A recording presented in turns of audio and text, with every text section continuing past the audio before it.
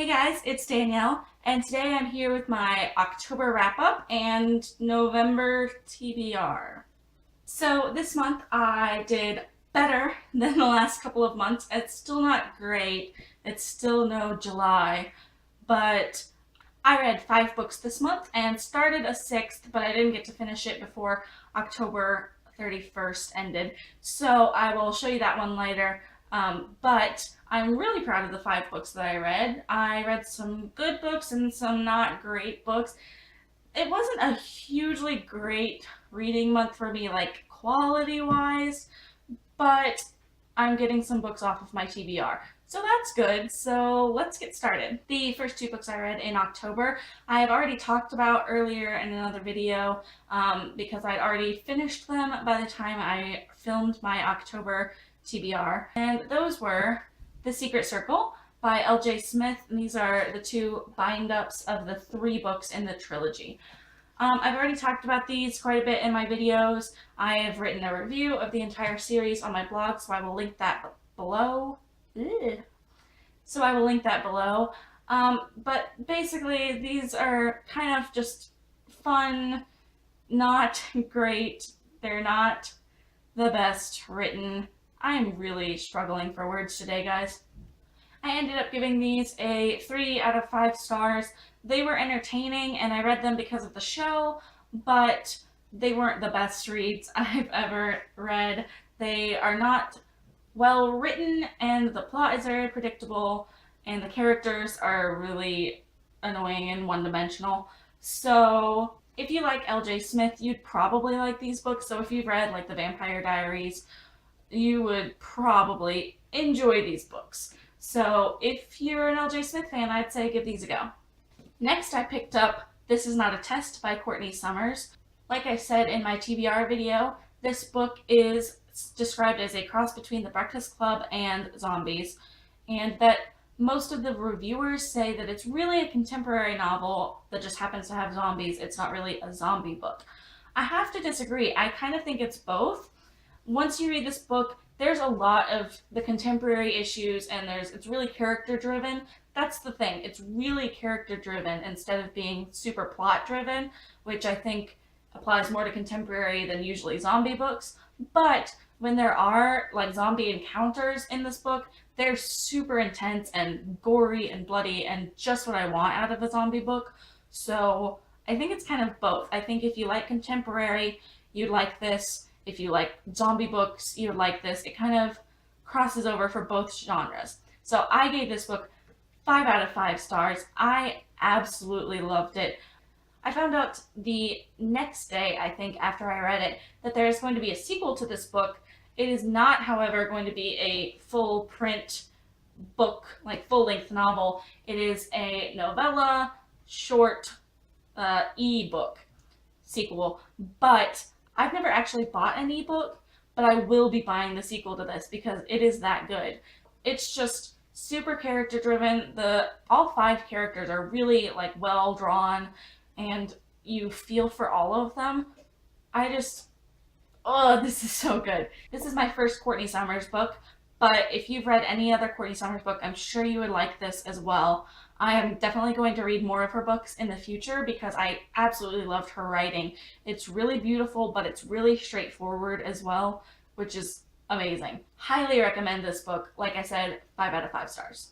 The last 2 books I actually read in October are part of a series. They're part of a trilogy, and I read the first 2 books, and I'm currently reading the 3rd book, so I will finish it soon. So those books are the Wolves of Mercy Falls trilogy by Maggie Stiefvater. So the first book is Shiver, and the second book is Linger, and the 3rd book that I'm reading right now is Forever.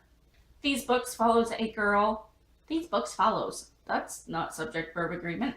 These books follow a girl named Grace who lives in a town called Mercy Falls, Minnesota. And in the woods in this town, there are a pack of wolves that she has always been fascinated by, and she was actually attacked by when she was younger. And now she's just grown up being fascinated by the wolves in her backyard, and one wolf in particular that she seems to have a connection with. And of course, it turns out that these wolves are werewolves, and that the wolf that she has a connection with is going to be the love interest. of course. I have to say, my mom really, really loves this trilogy, and Kat at Katie-tastic loves this series. So I was definitely willing to give it a try, even though I've heard so many mixed things from other people. I have to say that I don't love it. I don't love it. The characters, they're okay. Honestly, what is it about these books that I don't like? The characters are fine on their own. I like Grace. She's a super straightforward, no nonsense kind of girl, which is really fun for a teenager in a YA novel. They're not usually that straightforward. But she is super analytical and, no nonsense. And Sam, her boyfriend, werewolf, is, one of those sensitive types who reads poetry and writes songs, and it's a little overkill, but I like him. I like his personality. The supporting characters in this book, Isabel, I really like Isabel, especially once we get more into the series past this book. She's fabulous. I love her to death. Um, but there are things about the series that really bug me. Okay, first of all, I hate it in books when characters are writing songs in their head. So Sam, our main love interest, writes songs, and he'll say, as I stared at her, song lyrics formed in my head, and the song lyrics will be written there, and just bugs the crap out of me. I hate it so much. And it's not just in this book, I've read it in other books, and it bugged me then. I just hate that. I mean, okay, I'm a musician. I don't write songs, but I'm a musician. I feel like people don't just write 5 or 6 lines of songs in their head immediately, just bam. Uh, Is it a werewolf thing? I don't know. It just, it bugs me. I hate it. The other thing is the insta-love.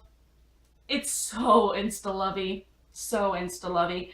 I mean, come on, she's like in love with the wolf at the beginning of the book, even though she doesn't know that he's a werewolf, but she has this weird connection with him, with, with the wolf.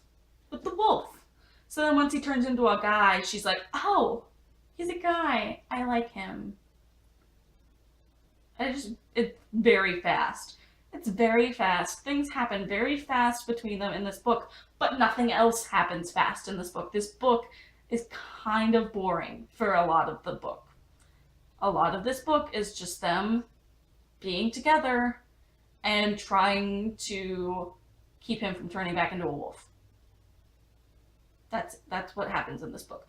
Then things get awesome at the end when they're trying to find a cure for being a werewolf, and that gets super awesome. And I love how this book ended because it was so abrupt, but the end of this book feels like an indie movie, where everything's gone wrong and everything's sad, and then at the very, very end, there's like this glimmer of hope.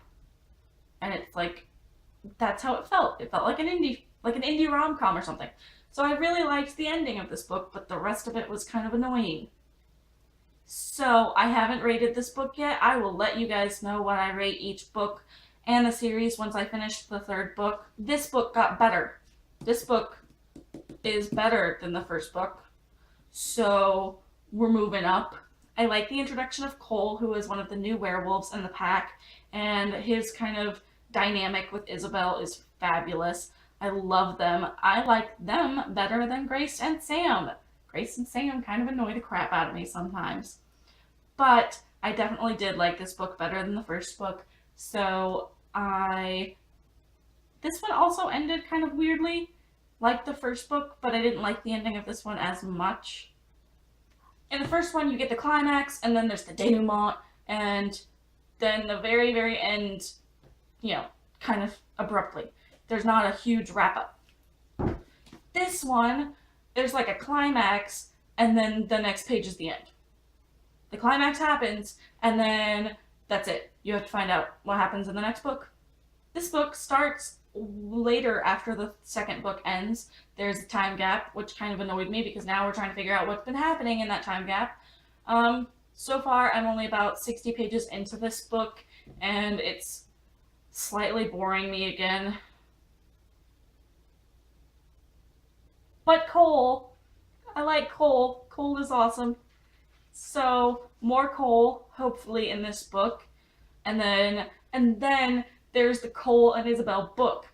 Sinner. Sinner is the companion book about Cole and Isabel. Just them. I'm super excited to read that book. But I have to read this book first. And then it'll probably be a while before I get to read Sinner. So hopefully I can finish this in the next few days, and then I will have a series review up on my blog. And I will rate each book individually, and I will definitely rate them and kind of summarize my thoughts on each individual book on Goodreads. So I will link my Goodreads account below if you want to go check that out as well. Okay, so those are the 5 books that I read in October, plus the 6th one that I've started. I hopefully will finish that one up soon so that I can get to my TBR for November. So now on to my November TBR. 3 of my books on my TBR are a trilogy that I want to get through, and they're not small books, so I don't know how much time it'll take me to read them. So I only have 1 other book on my TBR right now. Hopefully I'll be able to read more, but let's get started. First books I want to read in November are the Mara Dyer series by Michelle Hodkin, which includes The Unbecoming of Mara Dyer, The Evolution of Mara Dyer, and The Retribution of Mara Dyer, which comes out tomorrow, and I have already pre-ordered it to get the signed copy. So I'm hoping that I can marathon through these 3 fairly quickly, and I've heard great things about them, so I'm really excited to give them a shot. The only other book on my TBR is Girl Defective by Simone Howell, and that is because this is a arc that I won for Goodreads and I still haven't read it, so I really want to read it and review it, put the review up on Goodreads so that hopefully I'll have even more chances to win more books in the future on Goodreads. That is my TBR for November. Hopefully I can get through a couple more books, but we'll see. That's it for today, so I will see you next time. Bye!